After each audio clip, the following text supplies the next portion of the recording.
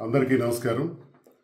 రాష్ట్రంలో పెరిగిన విద్యుత్ ఛార్జీలు, ఈ విద్యుత్ ఛార్జీల పైన మాట్లాడాలనిపించి ఒకసారి చంద్రబాబు నాయుడు ఎన్నికలకు ముందు చెప్పినటువంటి మాటలు నాకు గుర్తుకొస్తున్నాయి.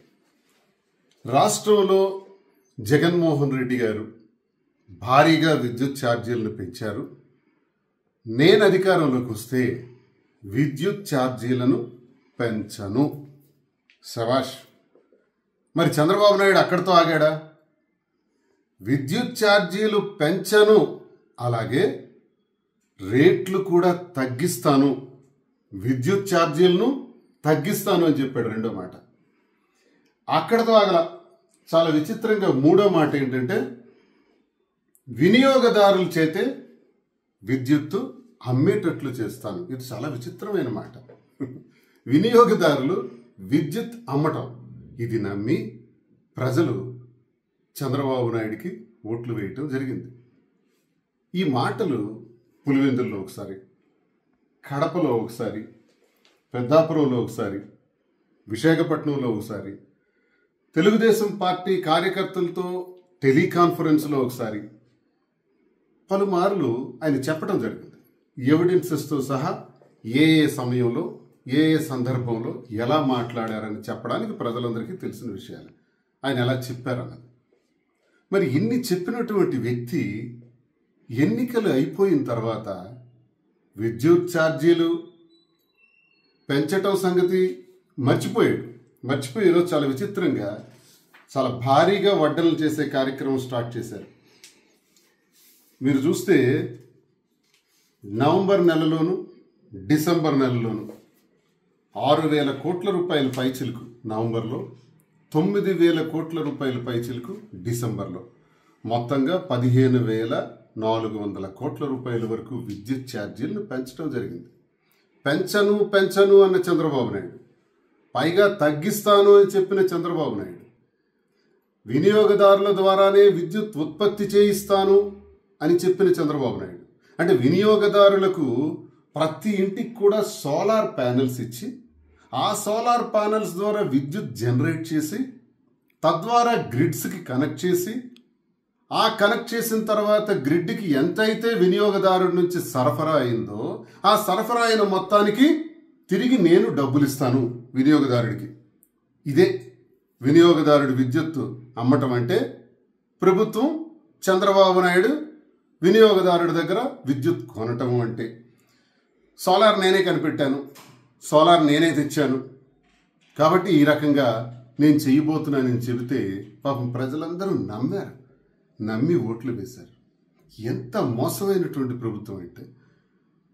మరి ఇదే ప్రభుత్వంలో గడిచిన కాలంలో జరిగినటువంటి 2014 నుంచి 19 వరకు చూసుకున్నా, అంతకుముందు చూసుకున్నా, విద్యుత్ ఛార్జీల మోత పైన ధర్నా చేయడానికి వెళ్ళినటువంటి రైతులపైన తుపాకులతో కాల్చి చంపినటువంటి వైనం అది మర్చిపోలేదు.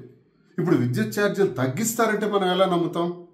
డిస్కముల ద్వారా ₹4.98 వరకు ధరకు ఒప్పందాలు చేస్తే చంద్రబాబు నాయుడు, జగన్మోహన్ రెడ్డి గారు డిస్కమ్ సెకీ వారితో ₹2.98కే ఒప్పందం చేసుకున్నారు. అంటే ఒక 25 సంవత్సరాలకు 1,00,000 కోట్లు ఆదాయం వచ్చేటట్టు జగనన్న చేసినటువంటి ఏర్పాటు. మరి చంద్రబాబు నాయుడు చేసిన ఏర్పాటుకి, జగనన్న చేసినటువంటి ఏర్పాటుకి, విద్యుత్ సంస్కరణలో చంద్రబాబు నాయుడు చేసిన తప్పిదాలు, మోసాలు, ఘోరాలు, నేరాలకి, జగనన్న ప్రభుత్వంలో విద్యుత్ సంస్కరణల కోసం వేసినటువంటి అడుగులకి ఎంత తేడా ఉందో చూసాం. ఇప్పుడు మోసపోయామని ప్రజలందరూ కూడా లబోదిబోమంటున్నారు.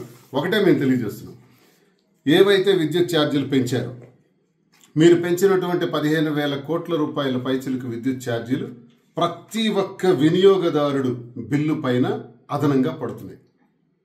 ఈ భారం వినియోగదారుడు ఎందుకు మోయాలి? ఖచ్చితంగా ఈ ప్రభుత్వానికి మేము ఒకటే తెలియజేస్తున్నాం, ఏ 15,000 కోట్ల పైచిలకు అయితే పెంచారో, ఏ అదనపు ఫీజులు అయితే ప్రతి వినియోగదారుడు ఆంధ్రప్రదేశ్ రాష్ట్రంలో కడుతున్నాడు, వచ్చే నెల నుంచి కట్టకూడదు. ప్రభుత్వం వసూళ్లు చేయకూడదు. ఈ జీవోని వెనక్కి తీసుకోవాలి.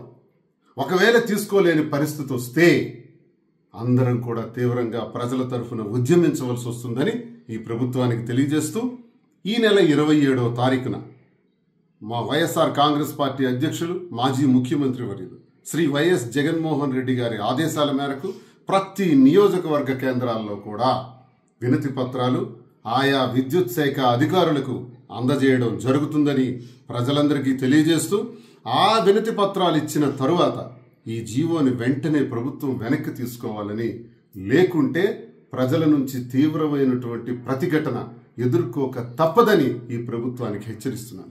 అందరికీ నమస్కారం. రాష్ట్రంలో పెరిగిన విద్యుత్ ఛార్జీలు, ఈ విద్యుత్ ఛార్జీల పైన మాట్లాడాలనిపించి ఒకసారి చంద్రబాబు నాయుడు ఎన్నికలకు ముందు చెప్పినటువంటి మాటలు నాకు గుర్తుకొస్తున్నాయి. రాష్ట్రంలో జగన్మోహన్ రెడ్డి గారు భారీగా విద్యుత్ ఛార్జీలను పెంచారు, నేను అధికారంలోకి వస్తే విద్యుత్ ఛార్జీలను పెంచను. శభాష్. మరి చంద్రబాబు నాయుడు అక్కడితో ఆగాడా? విద్యుత్ ఛార్జీలు పెంచను, అలాగే రేట్లు కూడా తగ్గిస్తాను, విద్యుత్ ఛార్జీలను తగ్గిస్తాను అని చెప్పాడు రెండో మాట. అక్కడతో ఆగల. చాలా విచిత్రంగా మూడో మాట ఏంటంటే వినియోగదారుల చేతే విద్యుత్తు అమ్మేటట్లు చేస్తాను. ఇది చాలా విచిత్రమైన మాట. వినియోగదారులు విద్యుత్ అమ్మటం, ఇది నమ్మి ప్రజలు చంద్రబాబు నాయుడికి ఓట్లు వేయటం జరిగింది. ఈ మాటలు పులివెందుల్లో ఒకసారి, కడపలో ఒకసారి, పెద్దాపురంలో ఒకసారి, విశాఖపట్నంలో ఒకసారి, తెలుగుదేశం పార్టీ కార్యకర్తలతో టెలికాన్ఫరెన్స్లో ఒకసారి, పలుమార్లు ఆయన చెప్పడం జరిగింది. ఎవిడెన్సెస్తో సహా ఏ సమయంలో ఏ సందర్భంలో ఎలా మాట్లాడారని చెప్పడానికి ప్రజలందరికీ తెలిసిన విషయాలు. ఆయన ఎలా చెప్పారన్నది. మరి ఇన్ని చెప్పినటువంటి వ్యక్తి ఎన్నికలు అయిపోయిన తర్వాత విద్యుత్ ఛార్జీలు పెంచటం సంగతి మర్చిపోయి ఈరోజు చాలా విచిత్రంగా చాలా భారీగా వడ్డనలు చేసే కార్యక్రమం స్టార్ట్ చేశారు. మీరు చూస్తే నవంబర్ నెలలోను డిసెంబర్ నెలలోను 6,000 కోట్ల రూపాయల పైచిలుకు నవంబర్లో, 9,000 కోట్ల రూపాయల పైచిలుకు డిసెంబర్లో, మొత్తంగా 15,400 కోట్ల రూపాయల వరకు విద్యుత్ ఛార్జీలను పెంచడం జరిగింది.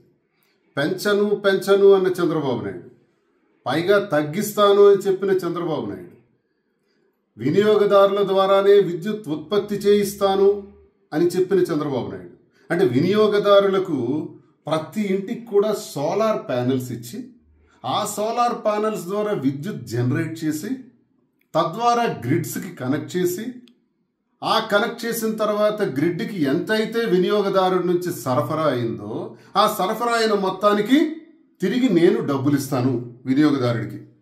ఇదే వినియోగదారుడి విద్యుత్తు అమ్మటం అంటే. ప్రభుత్వం చంద్రబాబు నాయుడు వినియోగదారుడి దగ్గర విద్యుత్ కొనటం అంటే.